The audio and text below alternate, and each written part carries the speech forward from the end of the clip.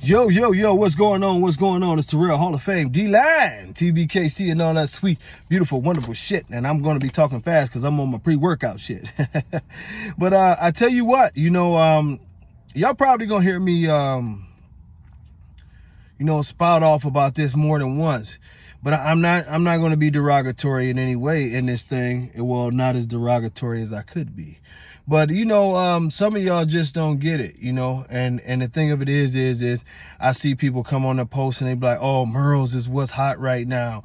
This is what's hot. And this is Look, man, for people who don't understand why I talk about Merles, as I've told you, I bred Merle dogs before in the Arapaho breed. I understand what they can do, what they can't do, the possible issues that come along with these dogs and different things. But most importantly, being one of the originators of this breed and persons who push this breed and knows this breed inside and out and what this breed is supposed to be, the number one reason why the Merle is not supposed to be a part of this breed is because there is not one dog that was supposed to be in the original standard that carries Merle genes.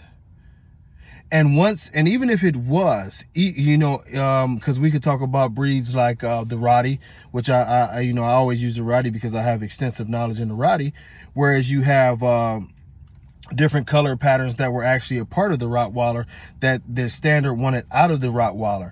Well, once a standard is created, you have to follow the standard. It's not up to you to continuously decide, you know what, I'm going to do what I want to do. And if it's selling a lot, it's hot, it is what it is. Well, you can do that, but ultimately you're disrespecting the breed and you're disrespecting the people who are working to try to get this breed going. So, or keep this breed going and that notion. So many people have went with the argument of, oh, well, it's no such thing as a 100-pound pit bull. Think about what you say. When you say there's no such thing as a 100-pound pit bull, exactly. That's why these dogs, American bullies, are not pit bulls. They were rewritten to be American bullies and fit the standard of a 100-pound dog being allowed in this thing. This standard does not allow for Merles. This standard does not allow for all white dogs. This standard does not allow for one testicle. This standard does not allow for a lot of deformities and certain color patterns. Respect what it is and stop making up your own thing. If you're solely as a breeder only going for what's hot, you are not breeding that breed. You're breeding your own dog that you are trying to sell for your own price. Now, as I've said, I've seen some beautiful Merle dogs. I've seen some beautiful Merle dogs that people call bullies.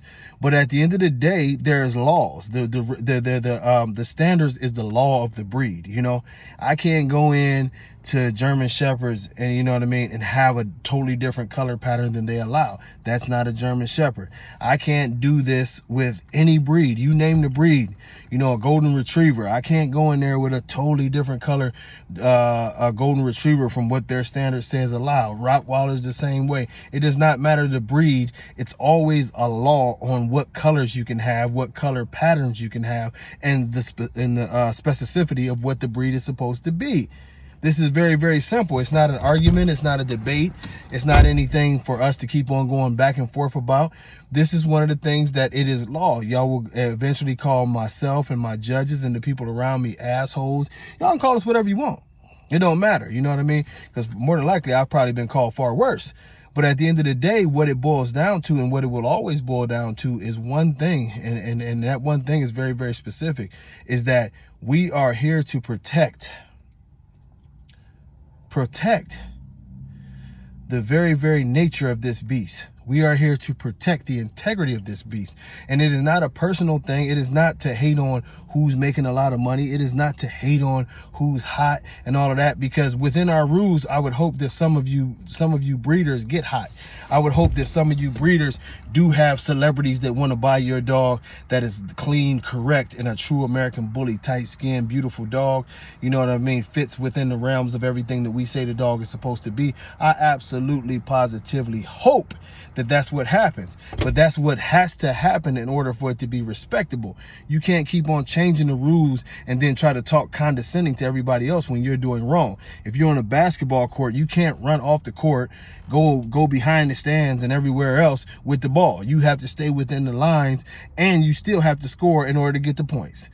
So You people who want to go outside the lines and do this and do that, you know, they have a place for you, but it's not going to be, you know, here in the pros. You can go elsewhere, and if, you know, I mean, hell, you ain't even allowed to do that on playground basketball. So I don't know what the hell.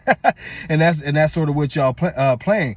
And our ultimate goal is going to be to take this breed to a point to where we can actually make the dogs what they're supposed to be, and get a national respect for this breed over time. We know it's not going to happen overnight, but we have to come in and really push this breed to where it's supposed to be.